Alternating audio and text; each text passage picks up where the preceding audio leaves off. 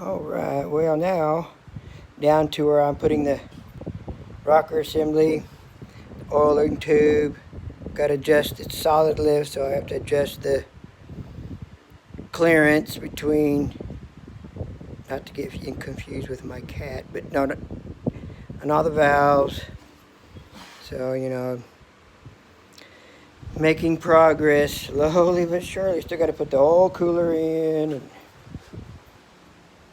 the back plate.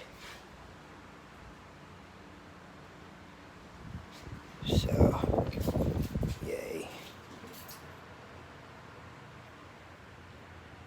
It's getting heavy too. The lift. I don't know if it's 2 tons going to pick it up. It might. All right then.